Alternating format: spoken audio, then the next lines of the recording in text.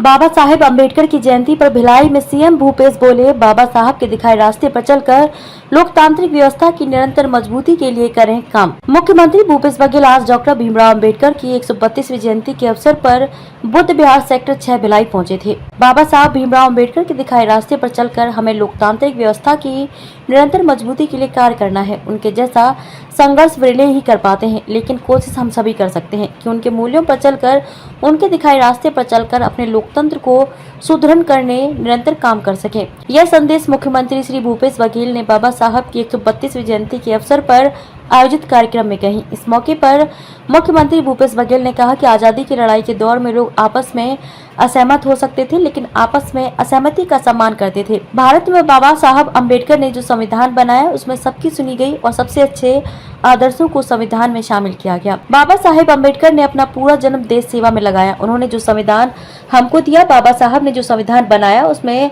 अंतिम व्यक्ति की आवाज भी सुनाई देती है और उसका असर होता है। बाबा साहब अम्बेडकर ने जो संघर्ष किया, उतना संघर्ष करने की क्षमता बहुत थोड़े से लोगों में होती है। हम इतना जरूर कर सकते हैं कि उनके दिखाए हुए रास्ते पर चलें। बाबा साहब ने जो मंत्र दिया, उस रास्ते पर चलकर हमें देश को मजबूत करने की जरूरत है। बाबा साहब हमेशा संगठित होने और शिक्षा पर जोर देते थे। उनका कहना था कि एक शिक्षित राष्ट्र ही महानता की ओर बढ़ता है। साथ ही प्रज्ञा और करुणा का उन्होंने संदेश दिया। जब आपके भीतर करुणा जागती है, प्रज्ञा जागती है, तो आप बड़े उद्देश्यों के लिए उठते हैं और संगठित होते हैं। भारत में अंग्रेजों की नीति फूट डालो और राज करो की थी। बाबा साहब ने इस बात को समझा और समाज को संगठित होने का संदेश दिया।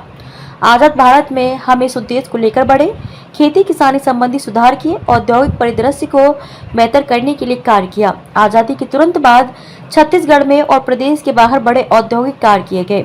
भिलाई स्टील प्लांट को ही देख लीजिए, क्या हम इस योगदान को नकार सकते हैं? अगर हम इसे नकारेंगे तो अपने पूर्वजों का अपमान करेंगे, जिन्होंने इतने श्रम से इस औद्योगिक मंदिर का निर्माण किया।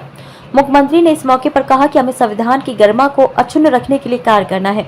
हमारे संविधान से ही हमारी लोकतांत्रिक व्यवस्था की मजबूती है, इसके लिए हमें काम करना है। मुख्यमंत्री ने कहा कि हमारी पीढ़ी की जिम्मेदारी है कि लोकतांत्रिक व्यवस्था को सुदृढ़ करने का लगातार काम करें। बाबा साहब ने देश को लेकर जो सपने देखे, उन सपनों को मूर्त रूप देने के लिए निरंतर काम करते रहे।